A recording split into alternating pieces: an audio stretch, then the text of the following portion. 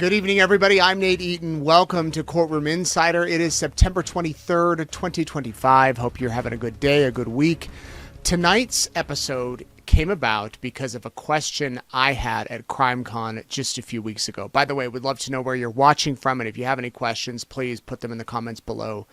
I was walking by at CrimeCon in the hallway, a big wall of people who are missing or murdered, or there's questions about their whereabouts, the investigations. They call it the Wall of the Missing. And here's a little video that I recorded that I shared with you right there at that wall.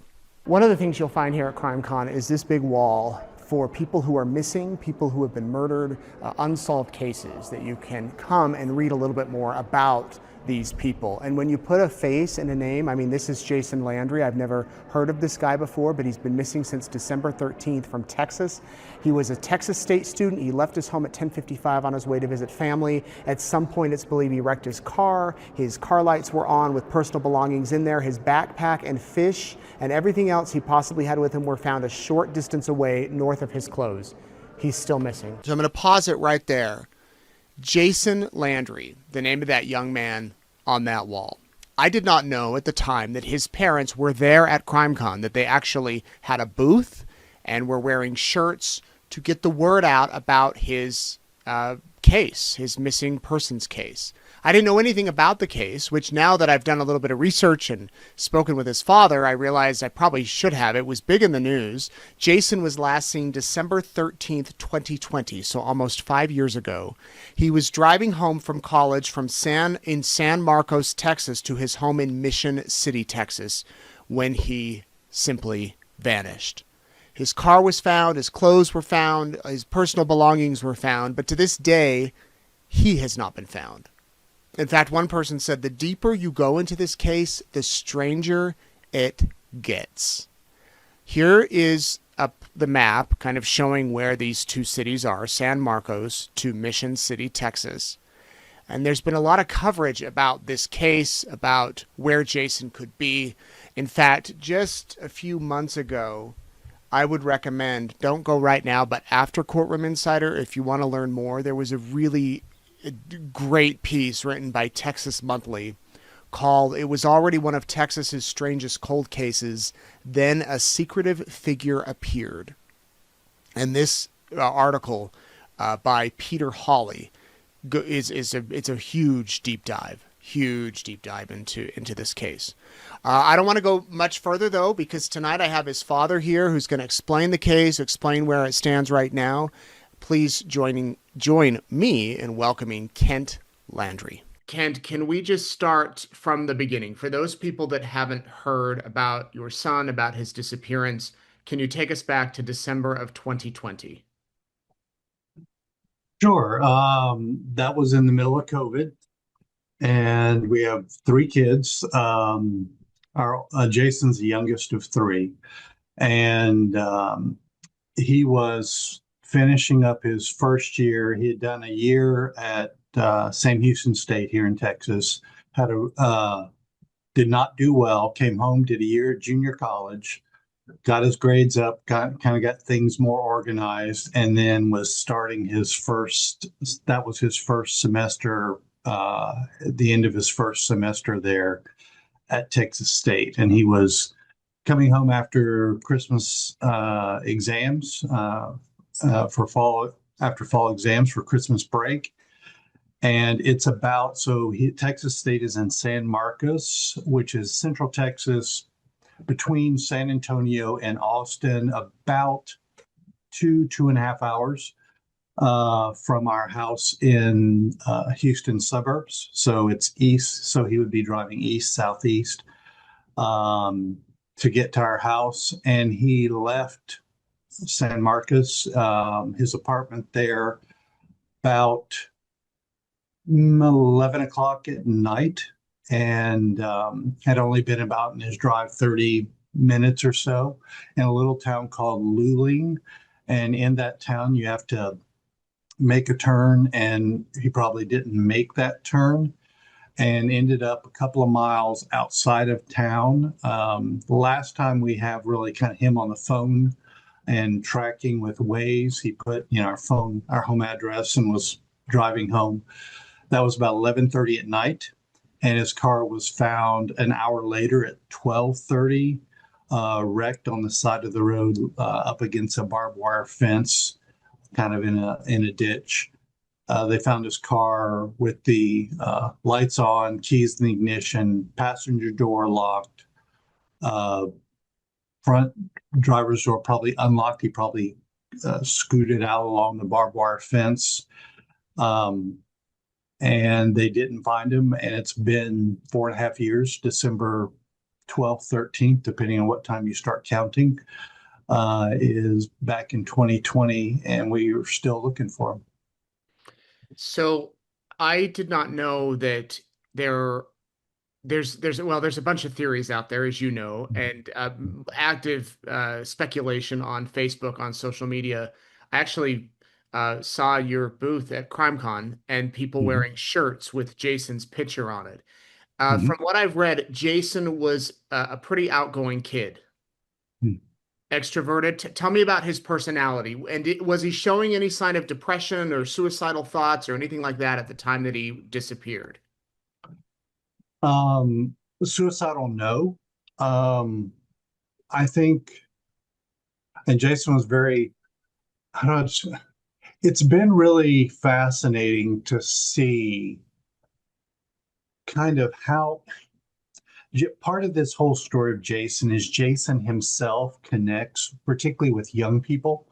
We all know a Jason, very extroverted, kind of one of those glue people that kind of is able to uh, go between different groups of people and kind of gets along with a lot of people. Kind of a goofball personality, I think, particularly as a young man. And I can say that certainly for myself when I was that age, and that time in life during early adulthood in college, still very much trying to sort everything out, Mhm. trying a lot of things, seeing what sticks, kind of a place in life where you throw a lot of spaghetti against the wall and see which is the right path for you in life.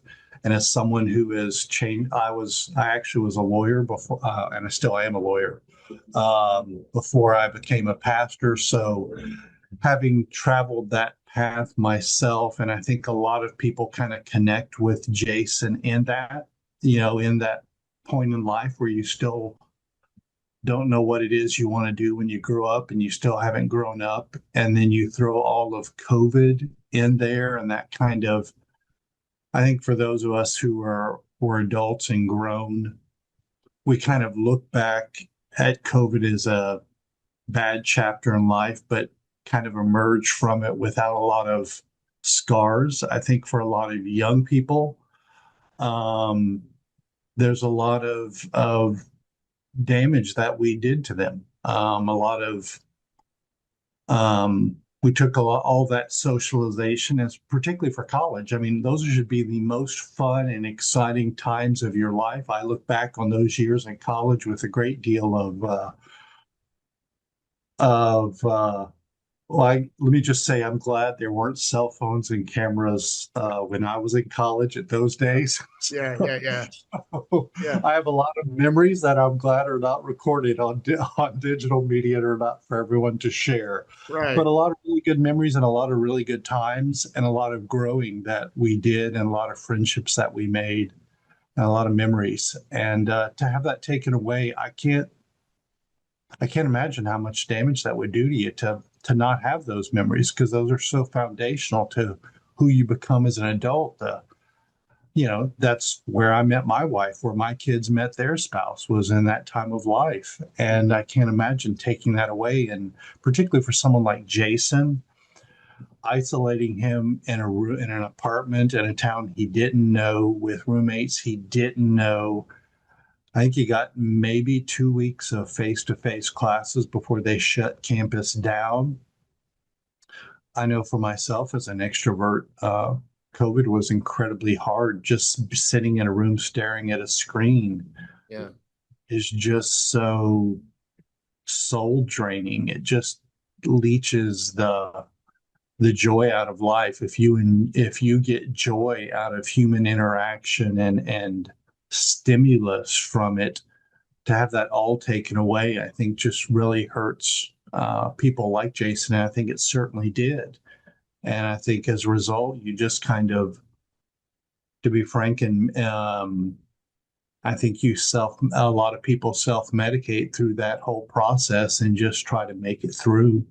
And I think that's where Jason was at that time. So I think part of that really kind of connects with a lot of young people, and they very quickly remember that for their lives. And so they connect with that with Jason's, because there's a lot of young people that I've talked to about how difficult that chapter was just a few years ago, but it's still very fresh to them. So I think that's part of the story here.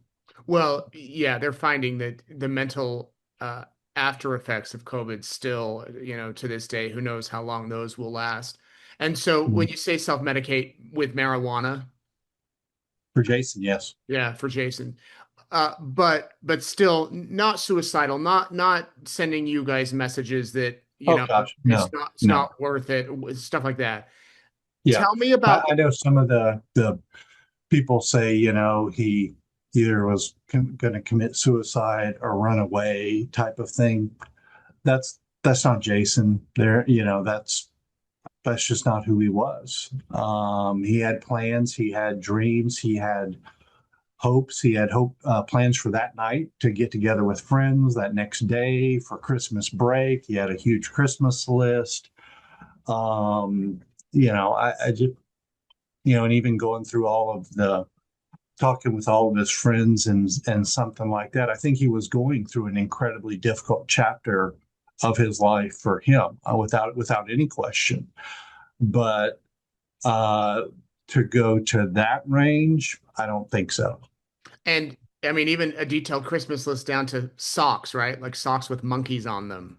Yeah, So he was detailed in the fact that it wasn't just a pair of socks. He wanted crazy no, socks, no. funny In fact, socks. that's one of the things that people, and myself included, yeah, if you knew Jason and his fun, yeah, he had a very fun-loving personality. And one of the things he always loved is he loved all of those goofy novelty socks. If you go to the mall and you go to, I don't know, Spencer's or something, and you see all those socks with animals or stories or stuff like that.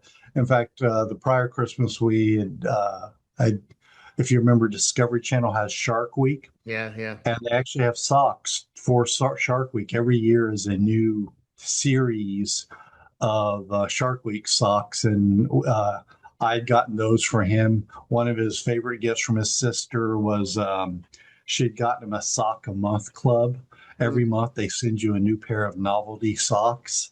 Oh, nice. So that's one of the things people who just to kind of support and remind people to pray for him. They wear funny socks and colorful socks to just kind of remember Jason and remember to pray for him. And just, I mean, for me, part of it is to remind me not to take everything so seriously, but to find joy where you can. And even if it is to let your kids buy you a pair of socks, that, especially as a lawyer or pastor, we have a tendency to take things very seriously at all times. Yeah. And Jason would always, bought me fun socks to to remind me not to be so dour all the time, but to find joy where I can, and I still do to this day. Oh, great. So tell me about this pond that was near the crash site. Sure. Well, and first of all, what was found outside of the vehicle. I mean, his clothes were on the ground, right? And Right. his cell phone was still stuck in the car, was still in the car. Mhm. It was like everything was there except him. Yeah, that's a good way to put it.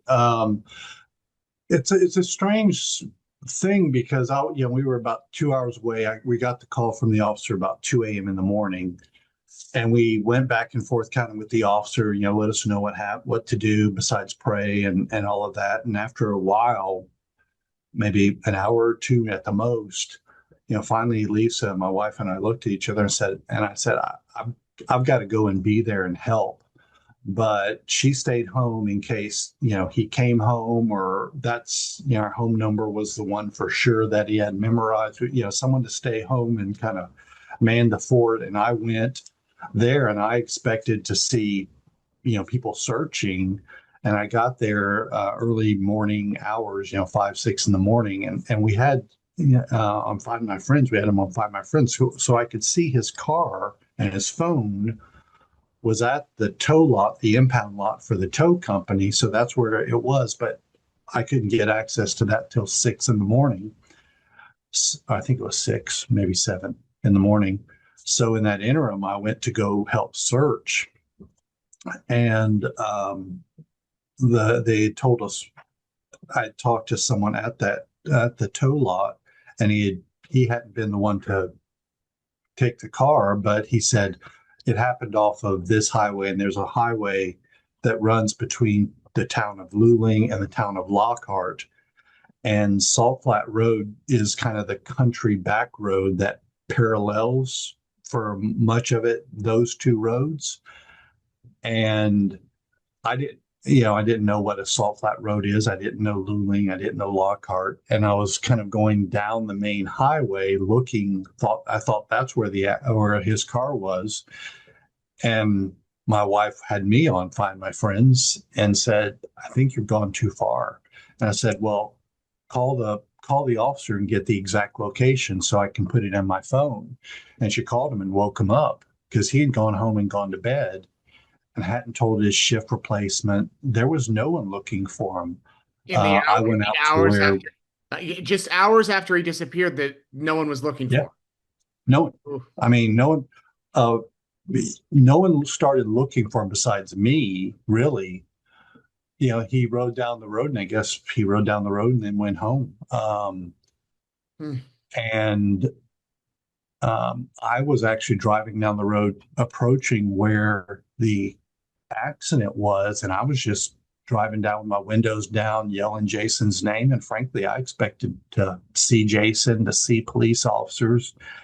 And then I'm going down the road and I see something in the road, just dotting the road. And I stopped and I look, I had my headlights on and it was starting to get light. And I walk up and I have a video, you've probably seen it, and it was his clothes. And it's kind of scattered in a way if you're going away from the accident towards town. So I was coming from town, so it would have been heading towards me. You can see his shirt and his watch and his slides that he was wearing and his socks and his shorts and then his underwear last. So it's like he literally walked out of his clothes and disposed of it on the side of the road, forcibly or not. And, I picked those up because I'm like, that's his clothes. That's potentially evidence. So I recorded it and took his clothes. And it appears that the officers saw it because on the police body cam video, there was a young man. The young man who saw the car was actually a volunteer firefighter on his way home and called, hey, there's a car on the side of the road and he stayed and they saw the clothes and realized that he was probably naked. And at the time it was around freezing or in the 30s with some wind blowing, pretty high wind.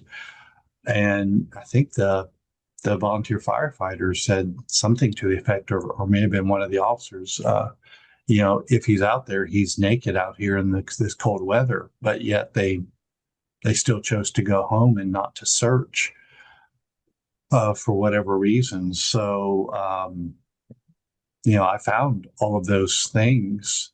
And then that's probably about 900, I think it's 900 feet or 900 yards. I'm trying to remember. Probably 900 feet, about 300 yards from the accident where I found his clothes. And then maybe another 50 yards past where I found his clothes is a cattle guard opening. For those of you who live in the country, you kind of know what a cattle guard is. For those of you who don't, it's a ungated entrance usually where you keep livestock, and a cattle guard is just post, and then a horizontal embedded into the ground is pipe. and there's usually a gap of around a foot or so between each pipe for about maybe 3, 4 feet. Yeah. And cows or livestock cannot walk over a cattle guard, but a car or a person can walk or drive over it. And there was a cattle guard opening, and beyond that, there's a little rise, um, and then a pond, which is actually for cattle to drink from. And it's not big; it's probably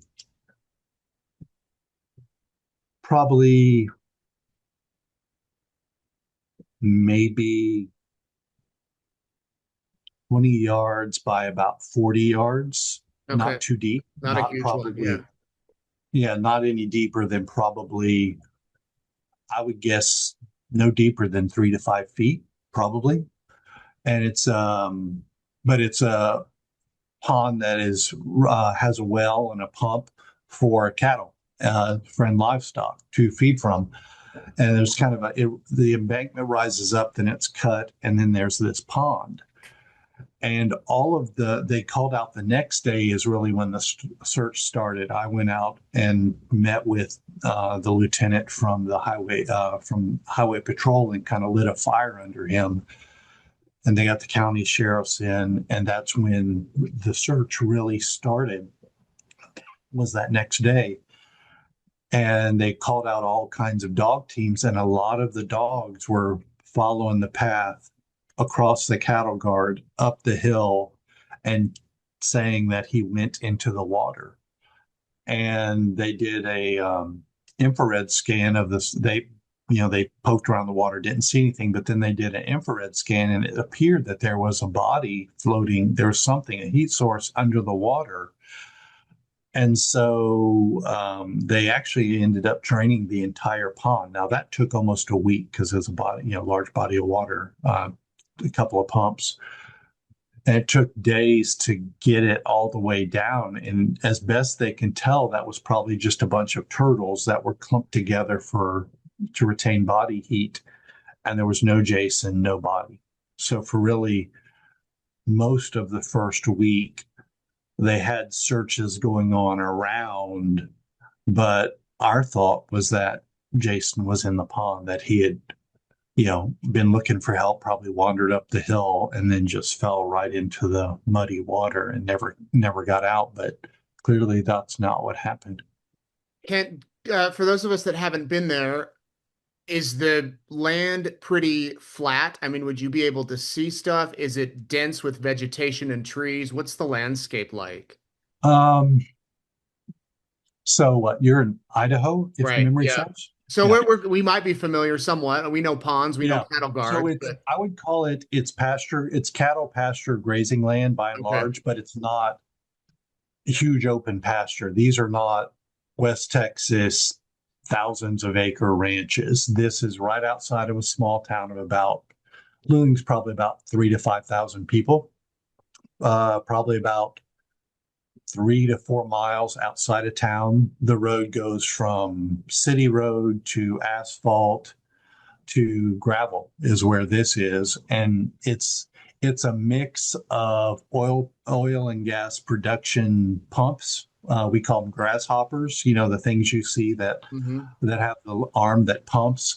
They're scattered all in this area, and pretty much cattle, with some small creeks running through it.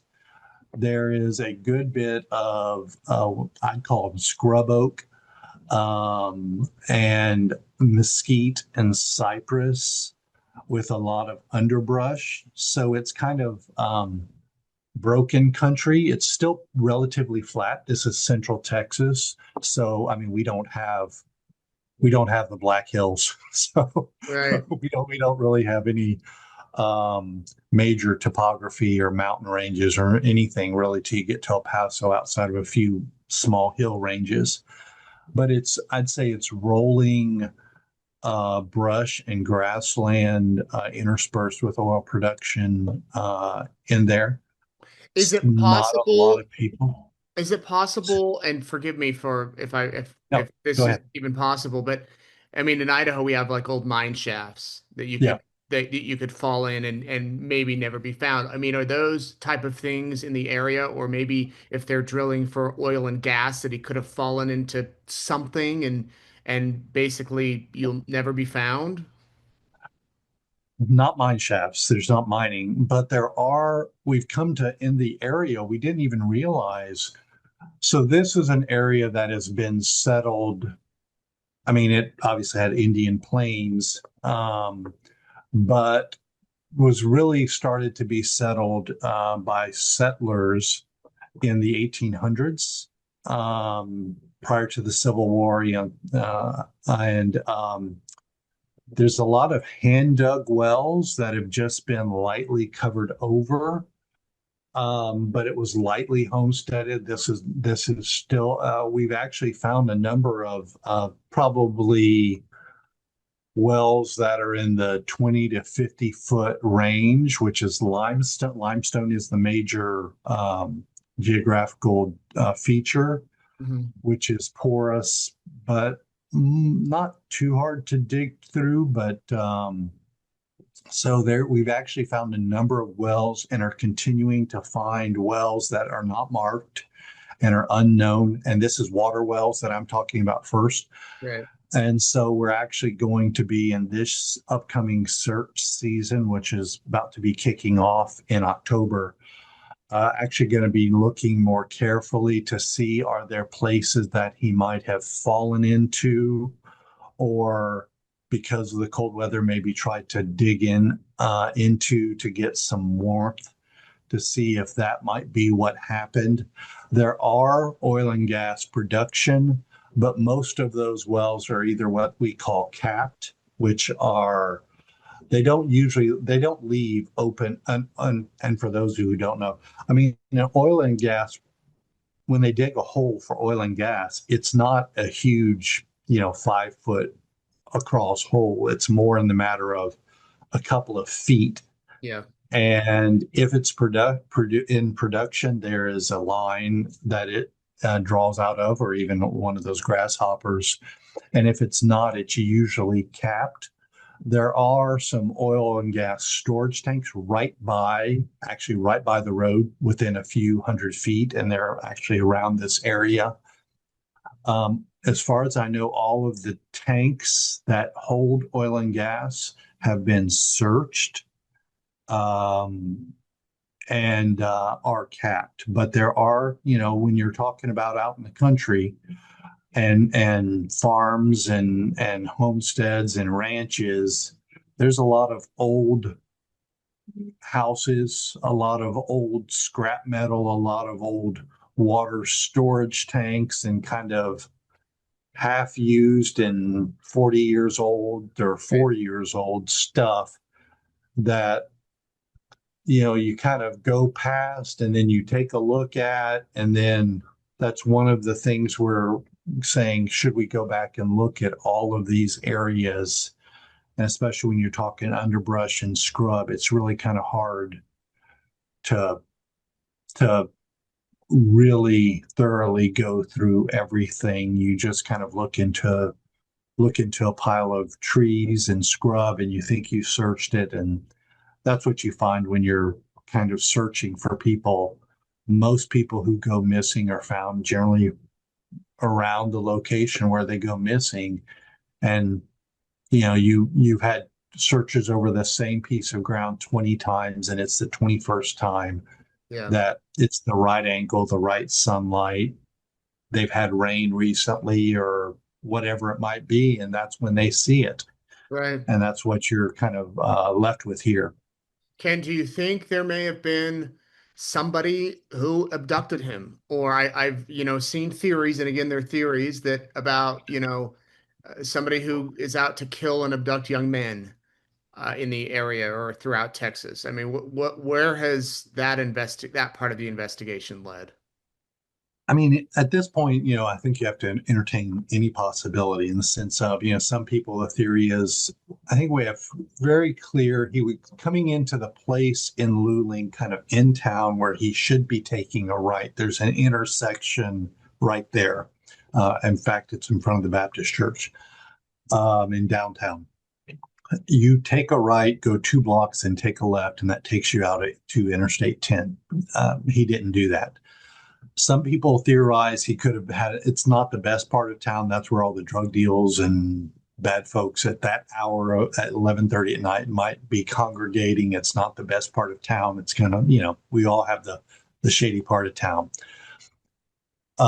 Did something happen at that intersection? Was there a carjacking or something happen to where Jason was actually never out where his car was wrecked because it was a carjacking and they're either disposed of his car out there, or was it a road rage incident that they chased him out there and they pulled him out of his car, stripped him down, and took him somewhere else? That's one of the theories. Or could he have been out there, got in a car accident, and was walking back into town, probably naked for paradoxical undressing or whatever reason it might be? Could he have been hit by someone or abducted by someone, after the accident? All those are possible. Since we have so little, we don't have a him or anything more than that. It's just he's disappeared. And I mean, all those are possible. Um, Jason's personality isn't generally would be to invite a road rage incident. He wasn't a crazy driver or the type to invite that, but that's certainly some of the theories that are floating out there. Or was this just an accident and he wandered off looking for help or something out into the fields and we just haven't found him?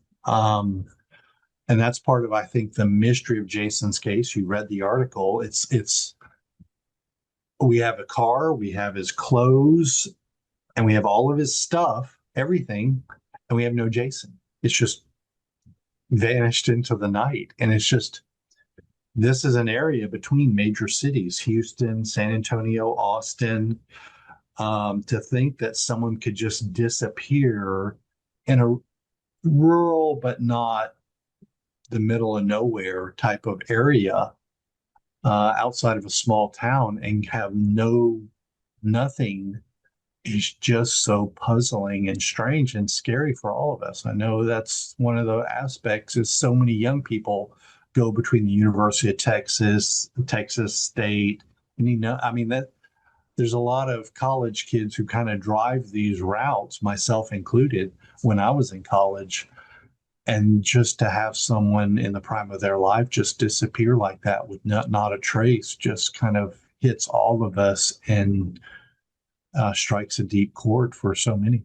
Yeah, and your family clearly has not stopped in your efforts to find him. As I mentioned, you had a booth at CrimeCon. I saw people with his photo on Yep. their shirts.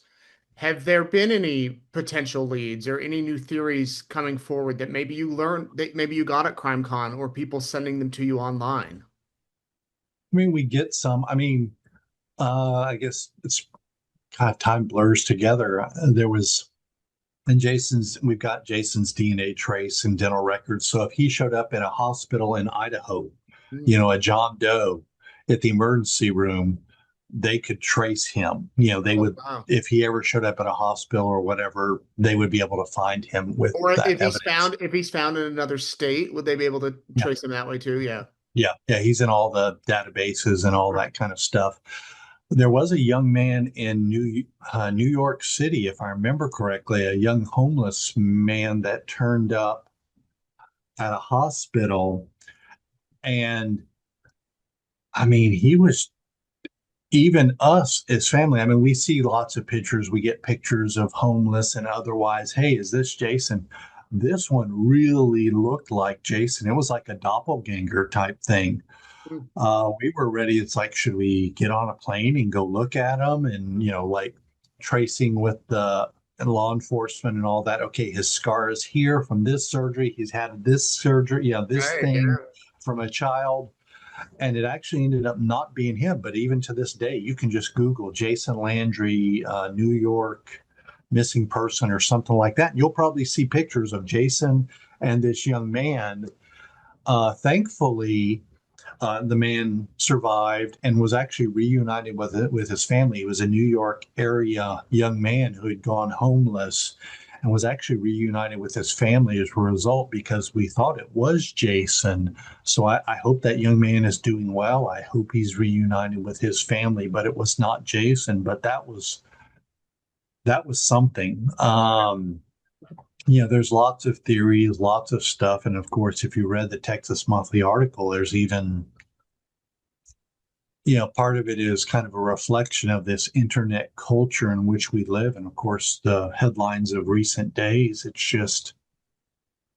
um, it's a scary world in which we live, with a lot of people who um, do harm to people that they don't really know. And so, is there a serial killer running around abducting young men on I-10, all the way out to Daniel Robinson in Arizona or whatever? I mean, it's possible, certainly. As a lawyer who did criminal law for a lot of years, and as a pastor, I can certainly profess to the reality of evil in this world. I can also profess to the reality of the eternal hope of Jesus Christ. I mean, we're thankful that Jason knows the Lord. We think he's in heaven right now. As a dad, he just got there before me, but we would like answers as to how he got there, what happened, because part of the problem when you have a child who is, or a family member who is missing for all of these years, you can't grieve. You can't, he's not like grandpa passing away.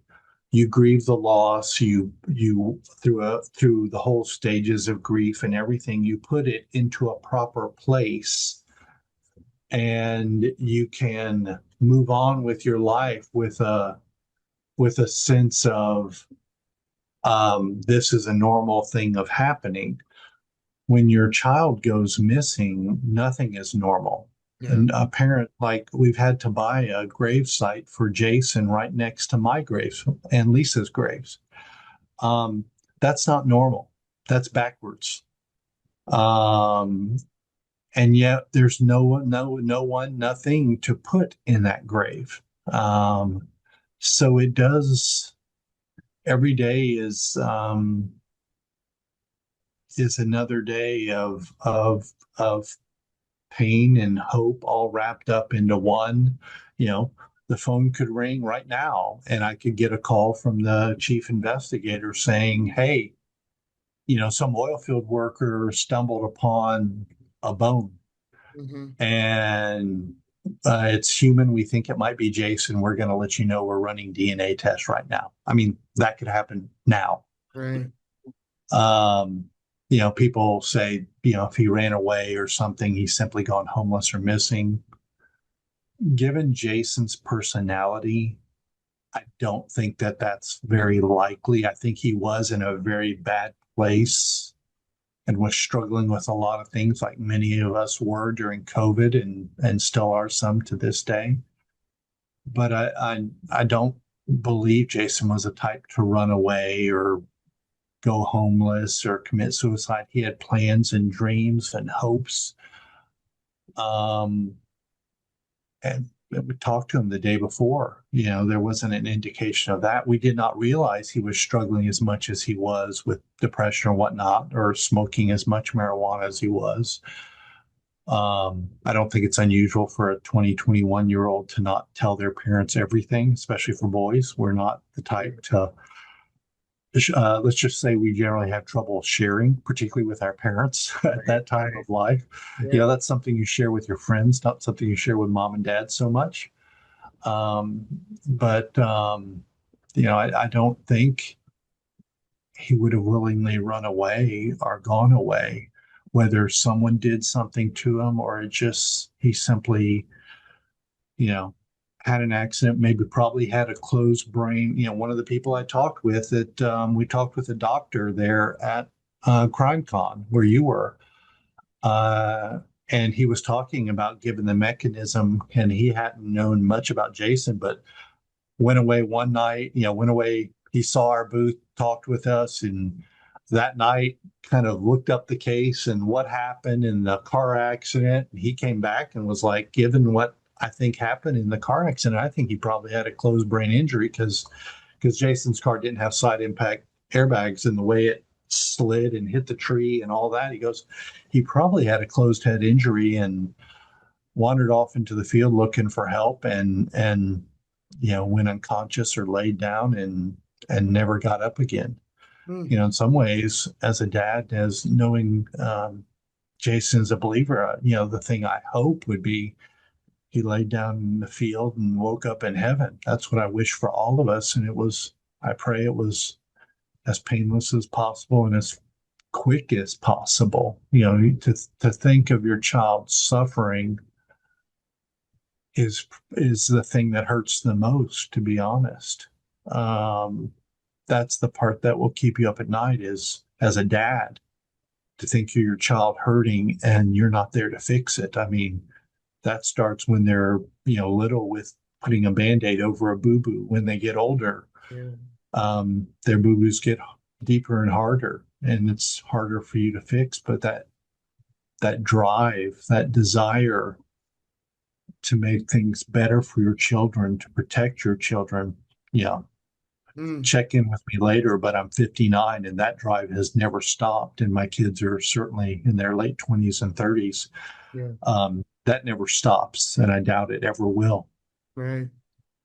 Well, Ken, I'm so sorry that your family's going through this, and hope answers can come, very soon.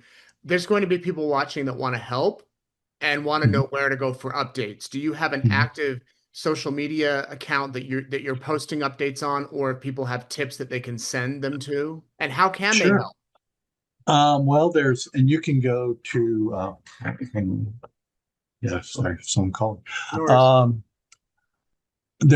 on Facebook, there's Find Jason Landry. It's a Facebook page where we have input and all that. There's also a search team, Find Jason Landry, I think at gmail.com, that you can email if you're interested. You can link all this through the Facebook. Good. The Texas Attorney General's office is the lead investigator on the case, and there's also an anonymous phone number that they can link to. It's all on, that Facebook page. You can call the anonymous phone number if you prefer. You can be contacted with the lead investigator on the case if you have any thoughts or clues or something to share.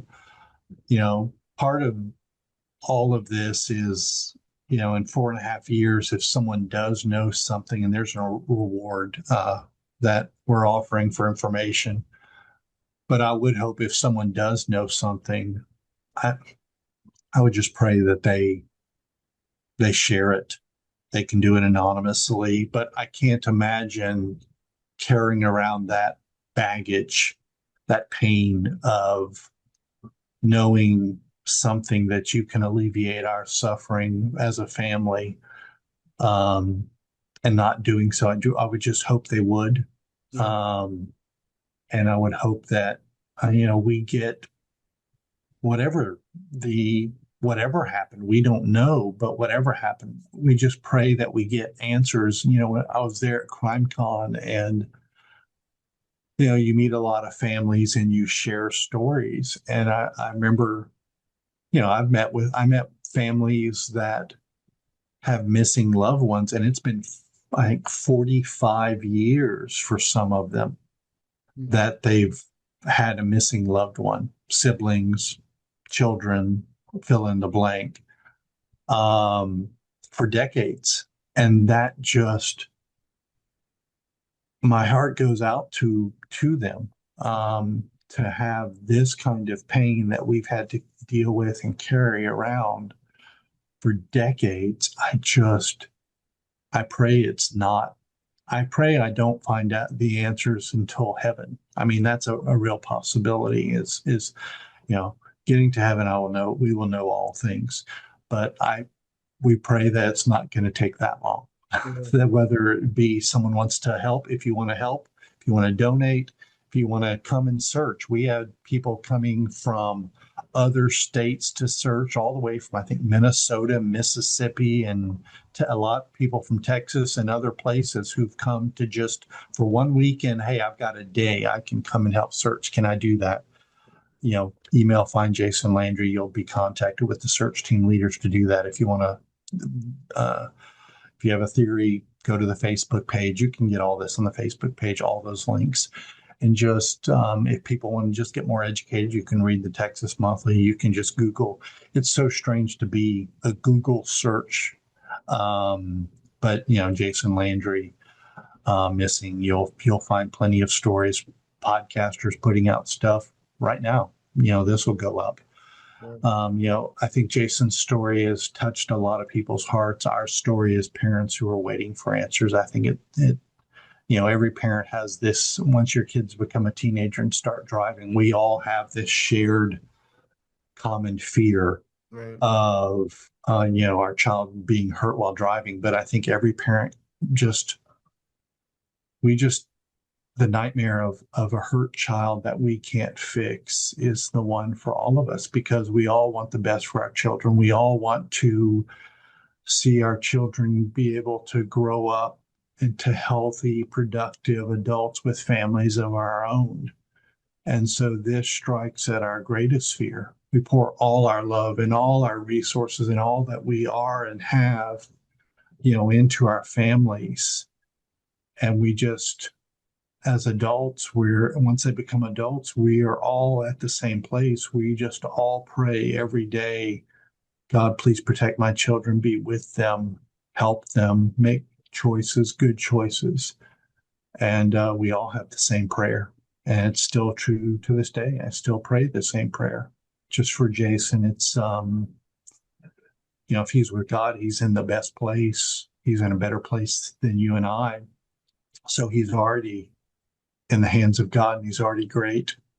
Our prayer is just simply, God, give us answers as to, how he got there, so that we can have closure, we can have peace, for lack of a better term. I mean, we have eternal hope. I already have eternal hope. That's not the issue, but peace in the here and now is in short supply, because we don't know. And that's the hard part, is living with that, every day. And it's still true today, as it was way back in December of 2020. Let's see, today would be 1,737 days ago that, we got a 2 a.m. phone call, and our lives have never been the same since. Well, Kent, we're praying for you, for your family, Thanks. and hope that answers come. I appreciate you chatting with me and sharing this, and all the best to you guys, to your loved Oh, one. well, thank you. I thank you so much, for taking the time, for caring, for, going and looking at that wall, and Jason's picture stood out, Yeah. and, it was amazing. And I don't know if you went back. I think you said you were going to. I haven't seen the second video. Yeah, we Like, went back on Sunday. How that thing yeah, grew. it, Yeah. it really is amazing. And I'd never heard of CrimeCon before all of this happened, but it's so amazing to think, like, for day one, you make the first video and there's only a couple, and Jason's one of the few up there. And then you go back on Sunday, and it's amazing and heartbreaking all at the same time, Right. because each one of those pictures has a family behind it Yeah. and a story behind it. And my wife and I, there was, I don't think it was Sunday, but Saturday, we walked by, and she just stopped, and she just was praying over every family, because in the end, that's all you can do. Yeah. Is just, the world is broken and hurting, and there's so many families that are suffering. We're all suffering. It's just a different kind. Yeah. And I just encourage people to just be a bit more, I don't know, just a bit more compassionate towards our fellow brothers and sisters in Christ. Just everybody's hurting in one way or another. And just to do what you do, to just go through life with a tender heart and an open spirit, it makes all the difference. Thank you so much for having the courage and the strength to do it, because it's really, really hard to lead with your heart and to be open to stories like Jason's. You could have walked by and, not said a word or not said anything, but to stop and to think, and then to even say, I want to know more about Jason. I've never heard Jason, don't know him.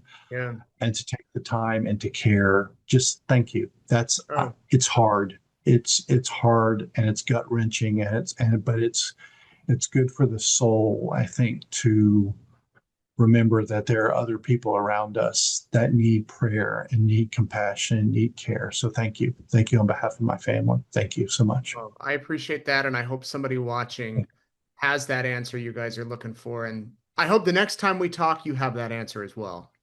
Thank you. So do I.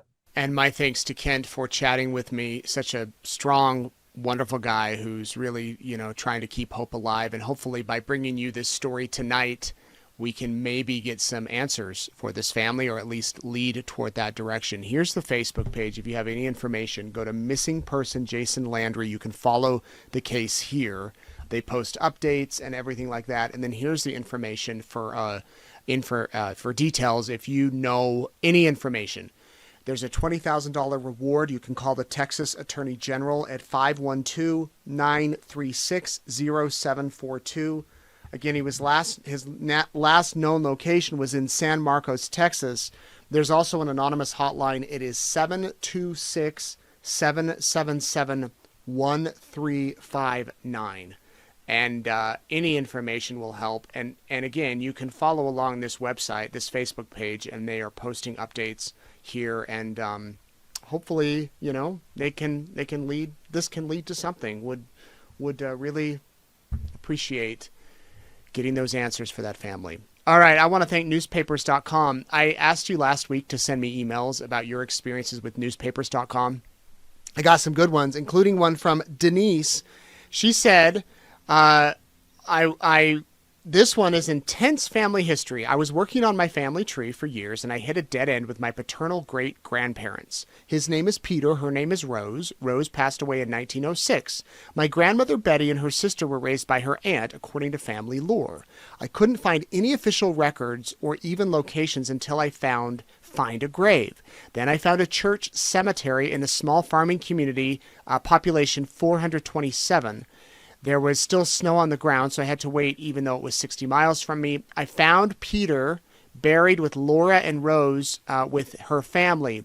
Her headstone read Rose, wife of Peter Young. Well, that didn't seem right. My questions were, why was she buried like that, and why didn't Peter raise his children? Here's where newspapers.com comes in. Peter had been sued for adultery by Rose's father. He was living with Rose's sister.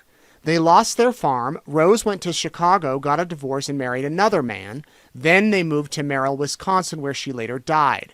At her graveside service in Bear Creek, Peter came with a mob and tried to take my grandmother and her sister by force.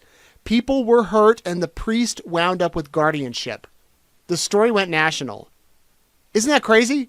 Thank you, Denise, for sharing that. She actually included a little what she found on newspapers.com about this case. And there's so many stories like that. Crazy stories, cool stories, moving stories, stories that'll bring you to tears. It's amazing how many people write and say, I found this on newspapers.com and had no idea that such a thing was out there. Go try it for yourself and let me know what you think. And if you have any stories of what you found on newspapers.com, I'd love to hear them. And we want to thank them for sponsoring Courtroom Insider. Here's where you can find me. I'm on Facebook, X, Instagram, and YouTube. Subscribe if you haven't already, please. We'd love that. We're just gearing up for our Secret Santa season, and you can be ready for that. Which, by the way, we have some leftover Secret Santa shirts from last year that we want to get rid of before we get our new batch in for this year. So for you watching, if you are interested in getting one of our Secret Santa shirts, we have some that say, I'm looking behind the camera because they're actually on shelves behind me. Actually, I'll just show you. Stand by. Don't move. I'll show you what we have. Totally unplanned, but thanks for sticking with me. We have these shirts. Be a Secret Santa with the cool Santa in the sunglasses. And this is a hoodie. We have the hoodies. We also have this in a sweatshirt. And then we have this one, which is 'Tis the Season for Secret Santa. And it's a green hoodie. We also have these in sweatshirts. Very few of these left. We have a few more of the black ones. Anyway, if you want those, we're doing a 20% discount this week just to clear these out. Go to eastidahonews.com/shop, I believe. Let me just double check. I'm pretty sure it's shop, or maybe it's store. Shop, yes. eastidahonews.com/shop, and use the promo code FALL, F-A-L-L, FALL, F-A-L-L, and you'll get 20% off plus free shipping. And we'll send these directly to you, wherever you're at in America. If you want to order them and you're outside of the country, you'll have to go to our third-party shop. But anyway, and the discount doesn't apply there. My apologies. This is just for those of you in America. But now you can get your Secret Santa shirts to be ready for fall. And man, we went on a walk last night as a family, and I needed a jacket. It was cold. It was chilly. Anyway, that's the season. Excited for it. So thank you. Thank you for watching tonight, Courtroom Insider. We'll let you know when we'll be back. Maybe, hopefully later this week with another exciting edition of Courtroom Insider. If not, we'll be back very soon. Thanks for watching. I'm Nate Eaton. Have a good week.